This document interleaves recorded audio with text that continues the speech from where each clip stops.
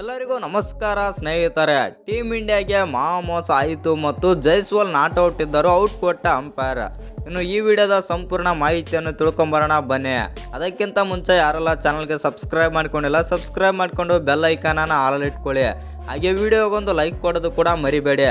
ಇನ್ನು ಸ್ಟ್ರೈಟ್ ಆಗಿ ಅಪ್ಡೇಟ್ ಕಡೆಗೆ ಬರೋದಾದರೆ, ಭಾರತ ಹಾಗೂ ಆಸ್ಟ್ರೇಲಿಯಾ ನಡುವಿನ ಬಾಕ್ಸಿಂಗ್ ಡೇ 4ನೇ ಟೆಸ್ಟ್ನಲ್ಲಿ ಟೀಮ್ ಇಂಡಿಯಾಗೆ ಸೋಲಾಗಿದೆ ಅಂತಲೇ ಹೇಳ್ಬೋದು.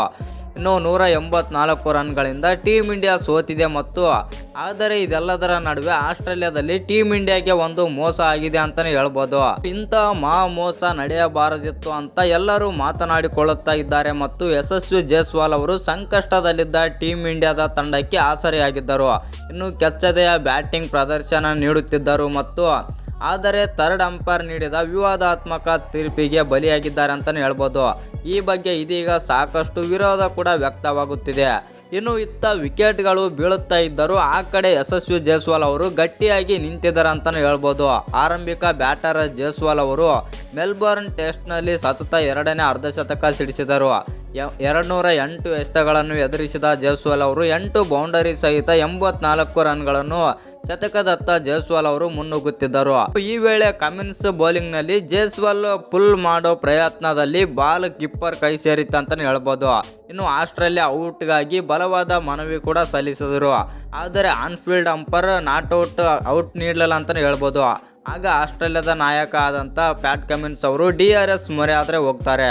ಇನ್ನು DRSನಲ್ಲಿ ಬಾಲ್ ಬ್ಯಾಟ್ಗೆ ಟಚ್ ಆದ ಬಗ್ಗೆ ಯಾವುದೇ ಅಧಿಕೃತ ಸಾಕ್ಷಿಗಳು ಕೂಡ ಸಿಗಲಿಲ್ಲ.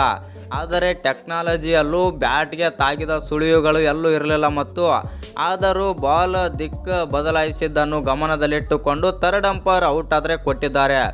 ಇನ್ನು ಸಿಗ್ನೋ ಮೀಟರ್ನಲ್ಲಿ ಯಾವುದೇ ಸ್ಲೈಕ್ ಕಾಣಿಸಲಿರಲಿಲ್ಲ, ಆದರೆ ಚೆಂಡಿನ ಚಲನೆಯನ್ನು ಹಲವು ಬಾರಿ ಪರಿಶೀಲಿಸಿದಾಗ ಬಳಿಕ 3ನೇ ಅಂಪೈರ್ ಅವರು ಔಟ್ ಆದರೆ ನೀಡಿದ್ದಾರೆ. ಚೆಂಡು ಬ್ಯಾಟನ್ನು ಸವರಿ ತನ್ನ ಚಲನೆ ಬದಲಾಯಿಸಿರುವ ಸಾಧ್ಯತೆಯನ್ನು ಪರಿಗಣಿಸಿ 3ನೇ ಅಂಪೈರ್ ಆದರೆ ಔಟ್ ಎಂದು ತೀರ್ಪಾದರೆ ನೀಡಿದ್ದಾರೆ ಅಂತಲೇ ಹೇಳ್ಬೋದು. ಇನ್ನು ಇದೀಗ 3ನೇ ಅಂಪೈರ್ ನೀಡಿದ ತೀರ್ಪಿನ ಬಗ್ಗೆ ಪರ ವಿರೋಧ ಚರ್ಚೆಗಳು ಕೂಡ ಶುರುವಾಗಿದೆ. ಕ್ರಿಕೆಟ್ ಪ್ರೇಮಿಗಳು ಈ ಬಗ್ಗೆ ಬೇಸರ ವ್ಯಕ್ತಪಡಿಸುತ್ತಿದ್ದಾರೆ ಮತ್ತು ಕ್ಲೀನ್ ಆಗಿ ಔಟ್ ಆಗಿಲ್ಲ ಅನ್ನೋದೇ ಕಾಣುತ್ತಿದ್ದರು, ಔಟ್ ನೀಡಿದ್ದಾರೆ. ಇನ್ನು ಹೀಗೆ ಮಾಡಿಯೇ ನೀವು ಗೆದ್ದಿರೋದು ಅಂತ ಎಲ್ಲ ಇಂಡಿಯನ್ ಫ್ಯಾನ್ಸ್ ಆದರೆ ಹೇಳ್ತಿದ್ದಾರೆ ಅಂತಲೇ ಹೇಳ್ಬೋದು. ಇಲ್ಲಿ ಒಂದೇನಂತಂದರೆ ಥರ್ಡ್ ಅಂಪೈರ್ ಅವರು ತಮಗೆ ಅಧಿಕೃತ ಯಾವುದೇ ಮಾಹಿತಿ ಕೂಡ ಸಿಕ್ಕಿರಲಿಲ್ಲ ಮತ್ತು ಅದು DRS ಅಂದರೆ ಸಿಗ್ನೋ DRS ಅಲ್ಲೂ ಕೂಡ ಮೀಟರ್ನಲ್ಲೂ ಕೂಡ ಎಡ್ಜ್ ಆಗಿದ್ದು ಕೂಡ ತೋರಿಸ್ತಾ ಇರಲಿಲ್ಲ ಅಂತಲೇ ಹೇಳ್ಬೋದು. ಆ ಕಾರಣದಿಂದಾಗಿ ಇಲ್ಲಿ ಸ್ವಲ್ಪ ವಾದ ವಿವಾದಗಳು ಕೂಡ ಹುಟ್ಕೊಂಡಿವೆ. ನಿಮ್ಮ ಪ್ರಕಾರ ಈ ಔಟ್ ಇತ್ತಾ ಇಲ್ವಂತ ಕಮೆಂಟ್ ಮಾಡೋದನ್ನು ಮರಿಬೇಡಿ.